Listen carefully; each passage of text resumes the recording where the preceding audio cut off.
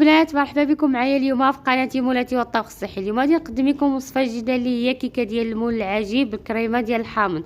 عندنا في المقادير بيضه وحده ونصف كاس زيت، نصف كاس سكر حبيبات، ونصف كاس حليب، ومبشور ديال حامضه اولا ليمونه حامضه وحده، وعندي سكر فانيلا، و16 غرام ديال خميره الحلوى، وعندنا الدقيق على حسب الخليط. هنا كيف ما قلت لكم هنايا خديت حامضه وحده هي اللي حكيتها مزيان، حكيت ديك القشريطه تكون صفراء ما تكونش بيضه.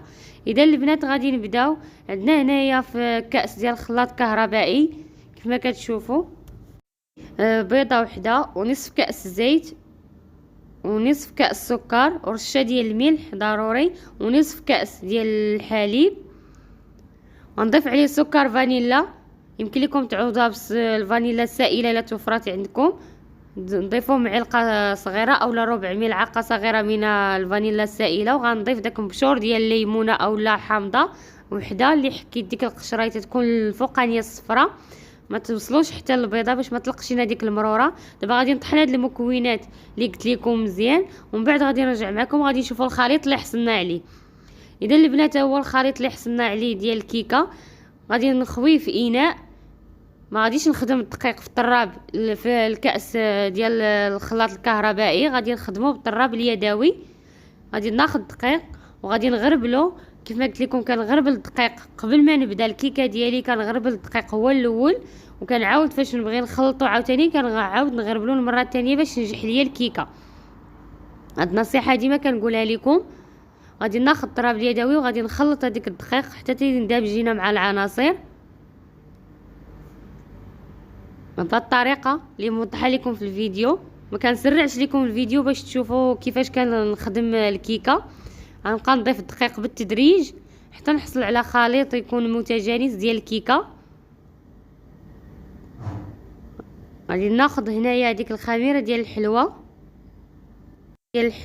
اللي مجموع ديالها 16 غرام، وضفت الكيس الاول وغنضيف الكيس الثاني ديال خميره الحلوى اللي مجموع ديالها 16 غرام. غادي نخلط هاد المكونات مزيان اللي كتشوفوا حتى نحصل على خليط يكون متجانس بهذه الطريقه اللي كيبان لكم موضح لكم في فيديو اللي كنهز بالطراب اليدوي. غنحصل على هذا الخليط بحال هكا اللي كتشوفوا.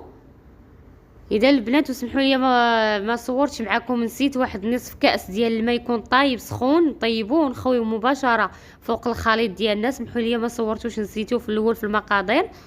نصف كاس ديال الماء يكون طايب سخون غير كيف ما نطيبوه، غنخليوه حتى الاخر حتى نضيفوا الدقيق وخميره الحلوى ونخلطوا الكيك ديالنا كامل. وغنضيفوا في الاخير نصف كاس ديال الماء يكون طايب سخون طيبناه ونضيفوه في الاخر، وغادي نخلطوه مزيان بالطراب اليدوي حتى يدخل لينا في العناصر الاولين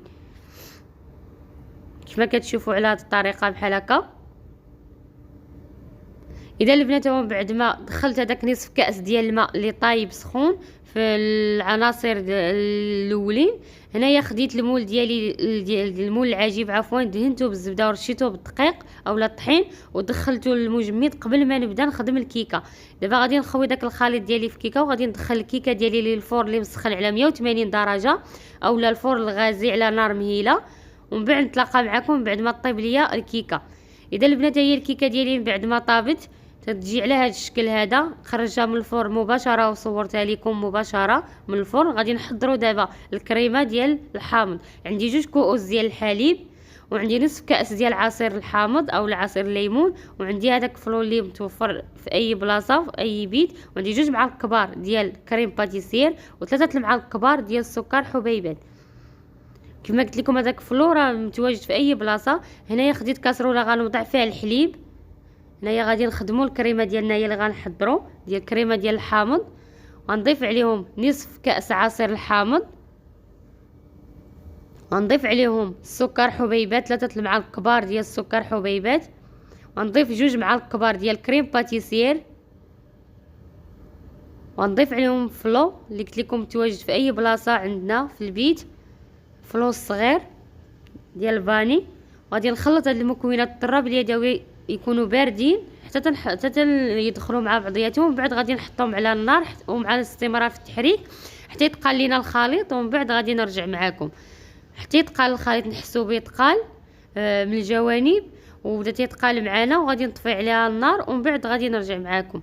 اذا البنات هي من بعد ما قلبت الكيكه ديالي في طبق التقديم حصلت عليها على هذا الشكل هذا كيف ما كتشوفوا. من بعد ما حيتها من المول خديت لا كريم ديالي اللي كريمه ديال الحامض، من بعد ما حيتها على النار مباشره غادي نخويوها باش ما تلصقش لينا اولا تجمد.